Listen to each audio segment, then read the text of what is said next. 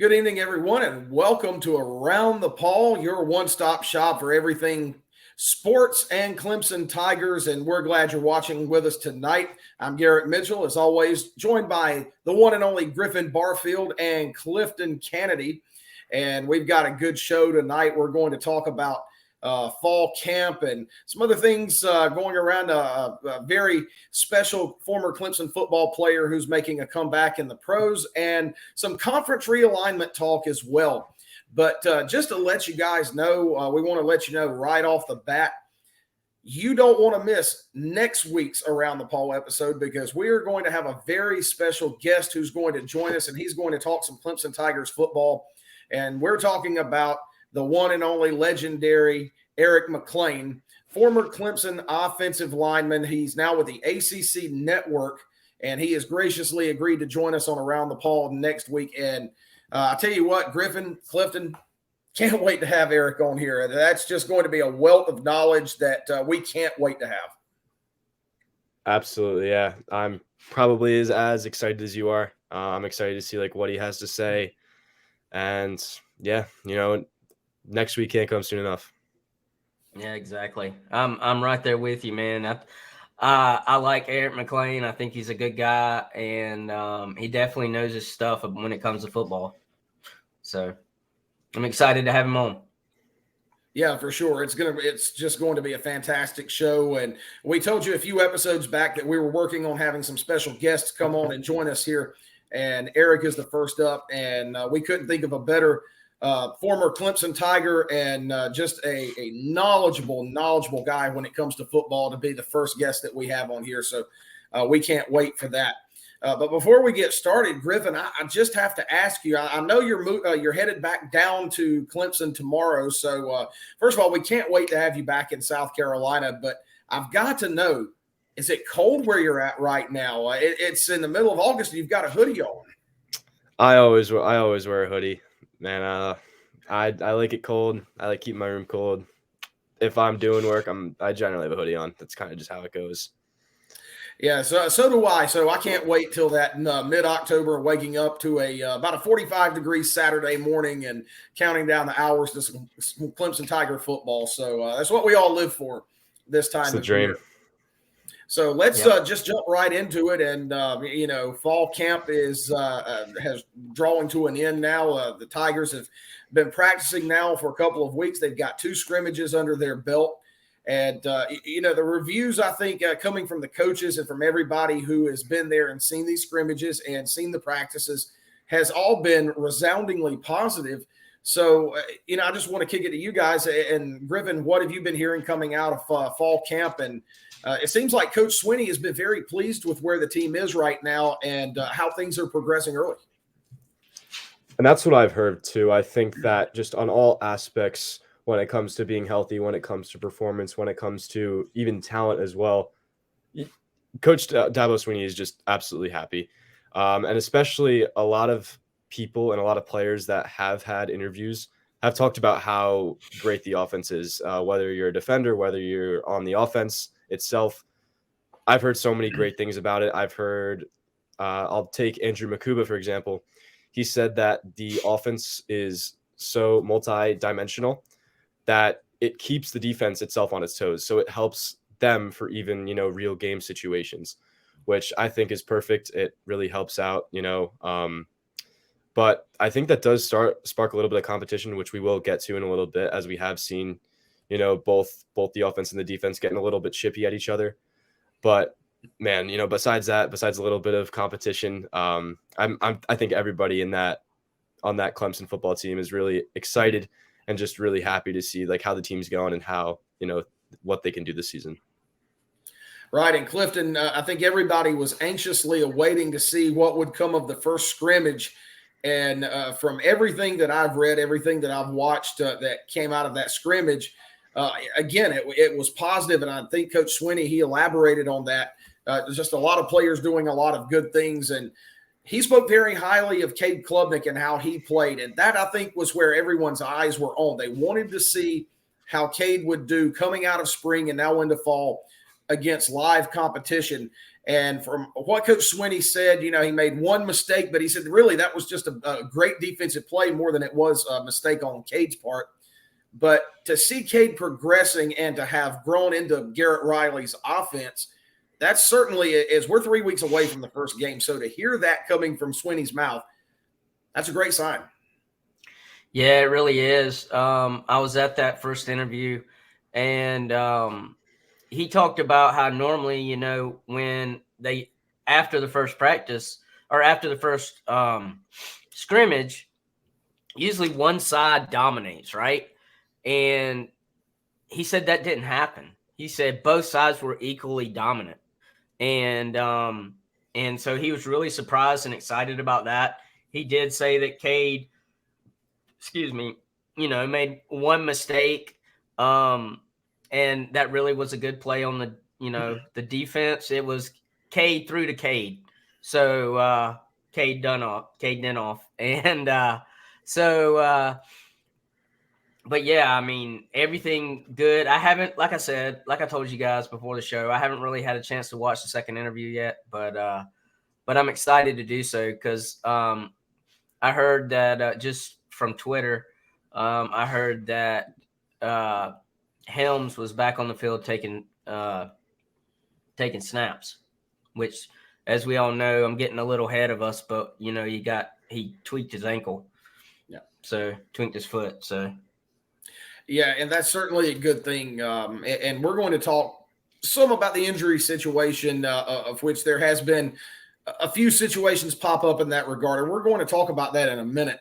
But while we're talking about the Clemson defense especially, another area that has been getting rave reviews through fall camp and as the preparation begins for the final 3 weeks before the season opener is the secondary. And the word that's coming out of camp is that there is so much depth in the Clemson secondary. And you've got guys like Sheridan Jones, Nate Wiggins, Andrew Makuba, who are coming back, who are established players. And you've got guys coming along that you saw at the end of last season, such as Jaden Lucas and some of those youngsters who are continuing to develop. And we've all talked about the Clemson linebackers and how good they are.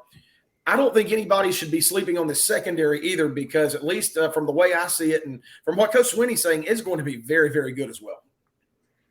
Absolutely. And I think the return of, these 5th year, 6th year guys like Sheridan Jones is incredibly important. And with the depth, I think that once again, the freshman talent that, has came in this summer has just been incredible. And I know that both Sheridan Jones and Andrew Makuba have talked about, I believe his name is Avion Terrell. I don't want to say that wrong. Avion. That's right. Avion Terrell. Yep. Avion Terrell, and just how good that, he's been doing and the rest of that freshman class has been doing. And honestly, I'm excited. I think that even though, you did lose a lot of those experienced guys to injuries towards the middle and the end of the year, it brought maybe the younger guys a little bit more experience than you would have thought of at that point. And I think that's important, even if, something like that happens this year again, or you need to throw in a player, they have experience. And I'm really excited to see what they do. I'm really excited to see how, the leaders like Sheridan Jones, Andrew Makuba, Nate Wiggins, how they perform, especially, in leadership positions in their final years, maybe give it all they got, maybe a little bit more. Overall, I'm just excited. Just talking about this whole Clemson team as a whole. I'm just very excited to see every position group as a whole and just see how much they've improved and how much they've grown over the offseason. Right. And Cliff, everybody has just been raving about this freshman class and how they are just flashing early. And there's playmakers all over the field on both sides for this freshman group.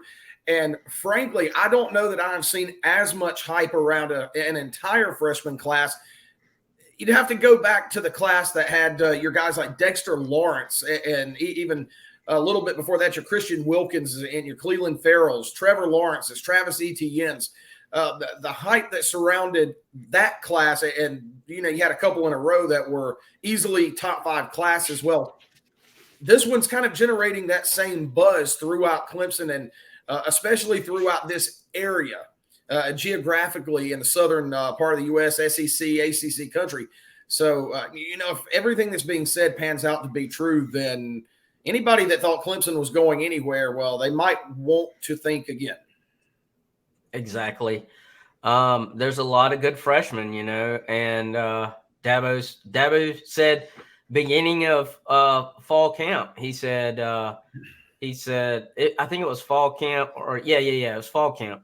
I was thinking it might have been back in the spring, but it was fall.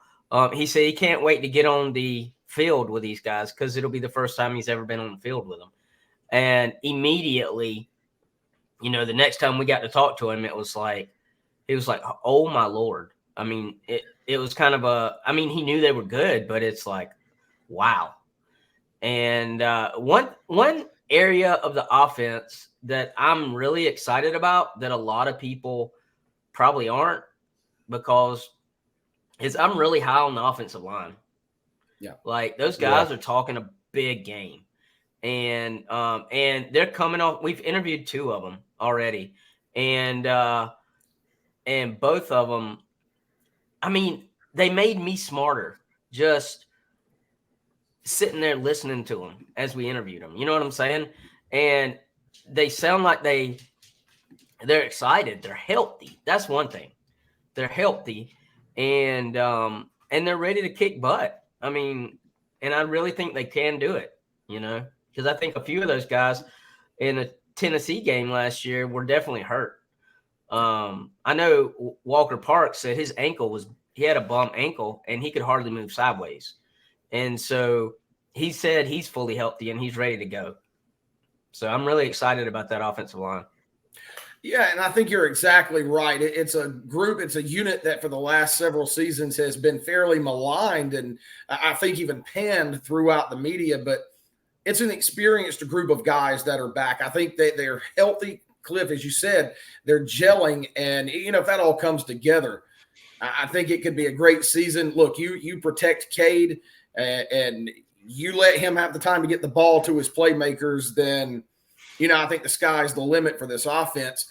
And speaking of the playmakers that Klubnik has around him, that's again, we're hearing great things about the wide receivers coming out of camp, and we saw Antonio Williams was on the podium just a few days ago or end of last week. And Antonio Williams was very, very adamant at how well these wide receivers are playing and how well they've come on. To me, it just seems like everything has just kind of gelled and coalesced with this team. If it continues to do that, Griffin, you said it. Good gracious, I'm excited. Yep. And I think, especially Antonio Williams, he might be flying a little bit more under the radar than we would have thought. And I think that just because, you've heard a lot of these players or coaches talking about Adam Randall, especially. I've heard people do talk about Jake Brenningstool as well. Even, freshmen like Tyler Brown has turned heads a little bit more just because of some injuries. We talked about Brandon Spector last week. But I think that Antonio Williams is bound for a big year. I think, like we've talked about multiple times, and going back to the secondary again, when they spoke to the media, Andrew McCuba believed that Antonio Williams was the best wide receiver from this group. And he said that mostly because he did have to play him one-on-one when the offense faced the defense. But I think that Antonio Williams is almost certainly guaranteed a top year, especially with a new offense, with a more experienced quarterback, with Cade Klubnik, and we've seen that with him gaining the leadership and having a full offseason under his belt. I think that he's bound for success this year, and the sky's the limit for him, for me, at least. Yeah, and Cliff, I love under the radar guys, and I don't think you'll find anybody that loves Hunter loved Hunter Renfrow more than I do, and I said this about the young man at the end of last season when we saw him finally get on the field and break out in the ACC championship game, and we saw a little bit of what he was capable of. But to me, I think he's kind of cut from the same cloth and of the same ilk as Hunter Renfrow, and maybe he might even be. This might be sacrilege, I don't know, but I think he may be even a little more athletic. But my goodness, Cole Turner, that's a kid. I just cannot wait to see what Cole Turner does now that he's on the field every single game. Yep. I think you're going to see big things from him. One player that y'all might not even think about, he's number 27, and it's Myson Kelly. And he will Dabo's really high on him, and he's done some cool stuff. I think he's taking punts and maybe some kickoffs. I think that's where you'll see him this year. I'm not going to say it, but unless we have to use him in the receiving core. I just don't want to say the word. And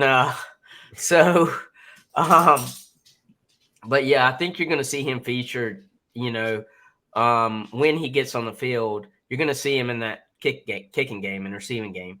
I'm talking to David, our photographer, who knows him personally. They're hearing things like Dabo talking about him all the time. So, this receiving core, this offense, I think this offense has re-energized the entire team, to be perfectly honest with you. So that's kind of my take on, what I've gotten from fall camp so far. Well, and I can tell you just from personal experience and having been there and having seen him play, Myson Kelly is going to be a problem. 2 years ago in the high school football playoffs, of course, Woodruff High School, my team, we're in Class 3A. Well, so were the Daniel Lions. Of course, that's where Myson Kelly played, and so many of the sons of Clemson coaches have played there. All three of Coach Swinney's sons played at Daniel. Mickey Kahn's sons have played or are playing at Daniel. And so my team faced off against the Daniel Lions in the playoffs for the last 2 years, really. But 2 years ago, we had to try to defend Myson Kelly. And all I'll say about that is it wasn't a fun night. And I'll tell you, he's something else. I can see exactly where the hype is coming from.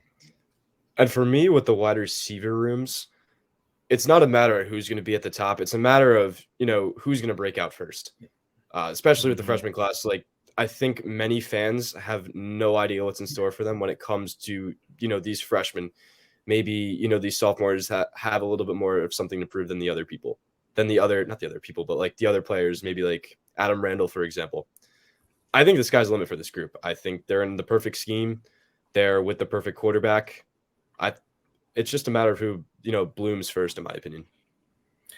Right. And, lastly, as we talk about the team coming together and the team chemistry and whatnot, we heard Antonio Williams.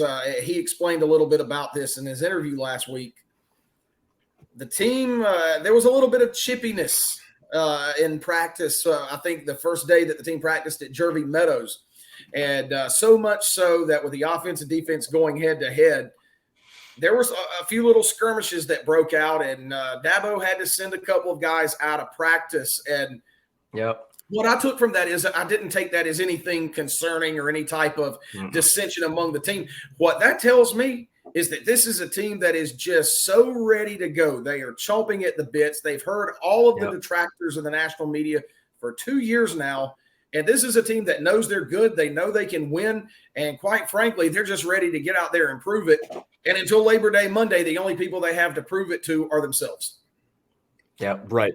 And Williams did say that as well. He kind of shot that down, saying that it wasn't anything bad. It was just all competition. All these other players that have spoken to the media that have been asked about it have said the same thing. It's all competition. And I'm just excited. Like you said, they have a little bit more of something to prove than these other top 10 teams. Maybe they're sick and tired of kind of being, given the short end of the stick, the most overrated team in college football that we've, seen tweets about multiple times. I don't see it as frustration. I see it just as, anger to, hey, let's play. Let's prove everybody wrong. Right. Yeah. And honestly, my feeling is that this is just my gut feeling. And I have been wrong before. I'll throw that disclaimer out there, but I don't see Duke having a particularly fun night on September 4th, but that is just my opinion. Yep. Now, before as we kind of wrap up talking about fall camp, there's always a but when it comes down to it. And there have been a couple of developments on the injury front. And if you're a Clemson fan, you can't help but think, oh, no, here we go again. And the one name this past week that really just jumps off the page to everyone as having been limited due to what Coach Swinney is terming a minor injury, but that's Jeremiah Trotter. And by many metrics, he's either the best linebacker in the country or at least in the top 3. And he's the best linebacker on a team that doesn't have too many scholarship linebackers. It's the one position group where you can't afford any attrition. So minor injury or not, you always kind of hold your breath a little bit when you hear about an injury to a guy like Jeremiah. Definitely. And he did miss the scrimmage, I believe. But I think mainly it is just, like you said, there are not many linebacker scholarships. I think he's just, going to hold him out. Maybe if there's any injury at most, it's just to heal it up, just to get back to 100% against Duke. Because you're talking about a most definitely a top 5 linebacker in the country. One of the best linebacker duos in the country with Barrett Carter. So I think that it's more of just, a safety concern that you don't want to, rupture anything more, because you could have, Jeremiah Trotter out for a little bit longer. So I think it's just safety, just so, you do see him playing against Duke. Right, and that is the good news. Coach Swinney does not expect him to miss any game time. He termed it a minor injury, so I think it's just kind of rest and get the treatment over the next week or so, and then I think you'll see Jeremiah right back out there. And really the only other thing on the injury front was freshman defensive lineman Vic Burley. Yeah, I think it was termed a lower body injury, and he may miss a little bit more time. Coach Swinney said that it's possible he could miss the season opener against Duke. However, he wasn't too worried that he would miss anything much past that.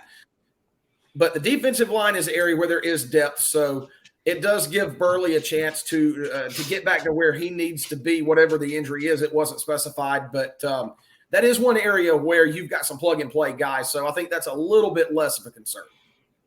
Yeah, if I'm not mistaken, Jeremiah Trotter played in the first scrimmage, and if I remember correctly, in the interview after the first scrimmage, he said that he was going to keep him out of the second scrimmage. So, and TD was going to play, because if I'm not mistaken, TD didn't play in the first scrimmage. I could be wrong, but TD didn't play in the first scrimmage, and Jeremiah did, and then they just flipped it for today, if I'm correct. Yeah, I think you're right. So a lot going on around fall camp, but the overwhelming majority of it has been very positive. And now you're getting ready to transition into the full fall practices, and inside 3 weeks now until the first game, of course, the season opener in Durham against the Duke Blue Devils. And so now we can officially let that countdown really hit in high gear. But that's all that's kind of been going around and floating around fall camp. I think we've touched on just about all of the pertinent stuff. So before we wrap things up tonight, just a few other things we can talk about. And just great news coming out of the NFL about a former Clemson wide receiver, just a beloved member of the Clemson community. And we're talking about Justin Ross with the Kansas City Chiefs, a young man who – frankly, had about as serious of an injury as you could possibly have. Had neck surgery, had spinal fusion surgery. There were many doctors and people who weren't sure he would ever play the game again. Not only did he come back and play and was able to play some in his final year at Clemson, but he missed all of last season. He signed with Kansas City as an undrafted free agent, but he's back on the field now. And I tell you what, from what people are saying in NFL insiders, Justin Ross could very well go down as the best undrafted free agent to sign in, if not ever, in a very long time, because what a preseason debut for him. Yep. Couldn't say it any better. And like you said, a lot of NFL insiders think that he could, obviously besides Travis Kelce, he could be Patrick Mahomes' number 2 or number 1 option coming out of the receiving corps. And I know as Clemson fans, we know how talented he is just as a freshman, kind of, not single-handedly with Trevor Lawrence as well, carried that Clemson offense, had a performance for the ages. I hope Kansas City I just hope Kansas City knows what they have with that kid. And obviously an injury. He didn't injure his leg. He was carted off, but he was back into practice today, which was a great thing. As long as he can stay on the field without any injuries, I think you're looking at a guy who, like you said, could be one of the greatest undrafted players in NFL history. And Clifton, one of my favorite Justin Ross memories, and probably my favorite Justin Ross memory, was the national championship game, January 2019. And not only did he go off, but one single play that to me still stands out even 4 years later, of just how dynamic and how devastating Justin Ross can be to defenses, is his touchdown catch to open the second half. That essentially put the game out of reach. It wasn't just a long pass downfield, but when he came off the line of scrimmage, he put a move on that defensive back for Alabama that had the kid on the ground grabbing his ankles before Trevor Lawrence even released the ball. And at that point, it was game over at that point, and he just outran the rest of the Crimson Tide secondary. And I can remember Kirk Herbstreit and Chris Fowler. I mean, they were just flabbergasted by what they had just seen from that young man. And we all knew at that moment what we had in Justin Ross. And Griffin, as you said, Kansas City's about to find out what we've known for years. Exactly. He's, like you said, he's going to be one of the best to come out of Clemson that wasn't drafted. If he can just stay healthy. That's been his downfall, I feel like, but, while he was at Clemson and, he just got carted off, but, I didn't know that he came back on the field today. So that's good to hear. Yeah. That's really good to hear. I just think he's very athletic. He can juke DBs out of their shoes. We saw that in that play you were talking about. And he can high point the ball. He can go and high point the ball, and he can make one-handed catches going out of bounds and get his feet in. And there are not many people who can do that. The only other person that I know that can do that was Williams, and he plays it at the Chargers last time I remember. So Alabama knows all about him too. Oh yeah. So to me, those two guys are two peas in a pod, and but yeah, Justin Ross is going to be a player that's going to be in the NFL for a long time if he stays healthy. So yeah, agreed 100%.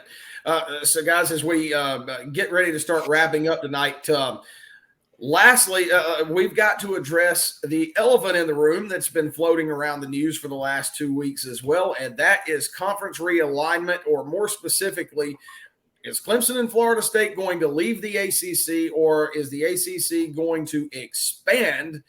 And, well, the news broke a few days ago that the ACC is certainly not expanding, at least not right now. There was a very strong word coming out that several Pac-12 teams were looking to join the ACC. Among them were Cal and Stanford. Well, we now know that vote to add Cal and Stanford fell short by 4 votes, and 2 of the 4 dissenting votes came from, you guessed it, Florida State and Clemson. So as we wrap up tonight, just want to get your guys' thoughts on that. And what did that all boil down to? Is it still from a financial standpoint, or is it just the fact that Clemson, Florida State, and I'm sure other teams in the ACC simply don't want to make a trip to the West Coast every single year because, again, money and I think the financial aspect and the travel aspect, they tie in together. It's one and the same. Right. And that's pretty much the elephant in the room as well, is that this whole college football realignment, this whole NCAA realignment is all just based around sports and money. And, I like it. I think it keeps the originality of the ACC.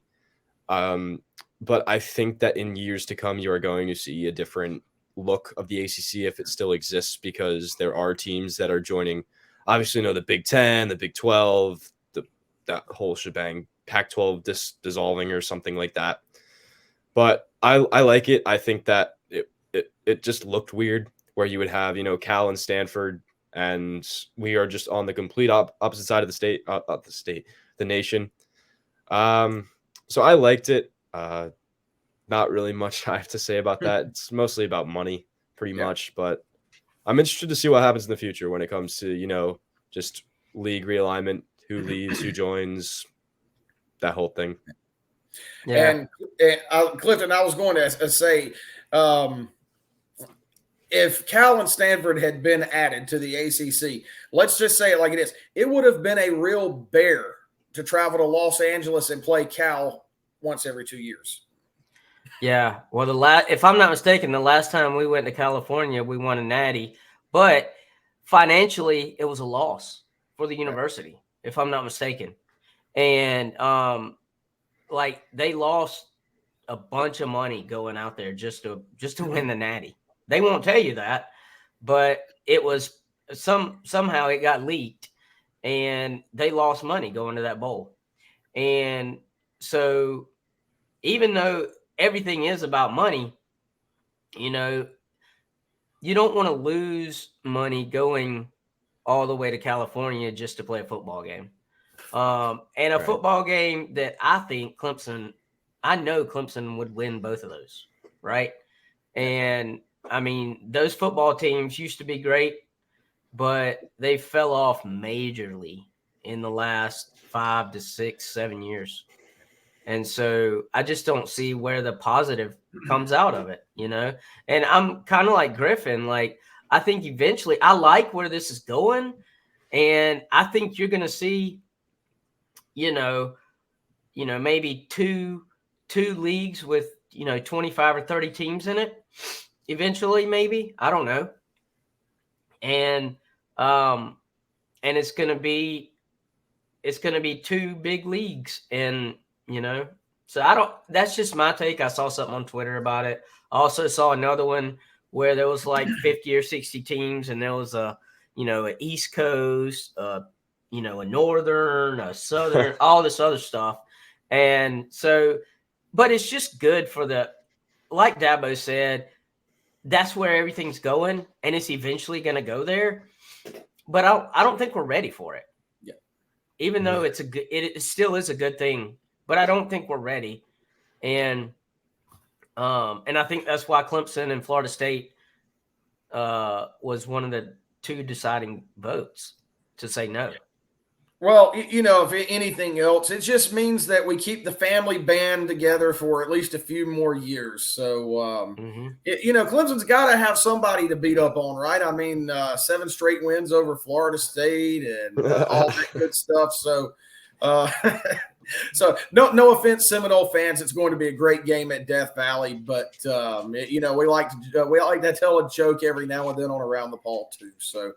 But that's going to do it for the show this week. And again, we hope everybody that tunes in and watches, we certainly appreciate it. Give us a share, give us a like, and help get the word out there that we're here. We always appreciate it. And again, just want to reiterate, you don't want to miss next week's show. We have the one and only Eric McLean, Clemson offensive line legend and current ACC network analyst, is going to come and donate some of his valuable time to talk Clemson football. We cannot wait for that, as we said. So just going to be fantastic. But we're going to sign it all for tonight. Griffin, you've got a plane to catch in the morning, and you've got family in town that you need to get back and spend some time with them and celebrate the evening with them. But we'll see you in Clemson very, very shortly. So we hope you have a safe flight, no delays, and hopefully the airline doesn't lose your bag either. Yeah. But for the final time for my nice bedroom in New Jersey, I'll see you guys on campus. It's very exciting to get back down there. Yeah, we're excited to have you.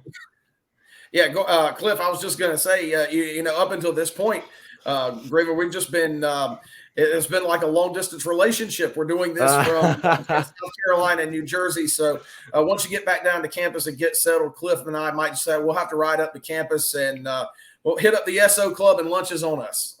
Yeah. Well, I'll see him next week. So I'll see him next week in person, in the flesh. So just one side note, like you said, next week's Eric McLean, and then the week after that, we're going to have a Duke we're going to have some Duke folks on. So we've already got that lined up too. So just so you guys know that, and you guys might already know that, I don't know, but yeah, we got that set up too. So Eric McLean next week, big show next week, and then follow after that leading into game week. So we'll have some Duke people. So yeah, well, we'll start counting it down. We can't wait. So until next time, this is Garrett Mitchell, Griffin Barfield, and Clifton Kennedy for Around the Paw. Until next week, it's always a great day to be a Clemson Tiger. Go Tigers. We'll see you soon. Go Tigers.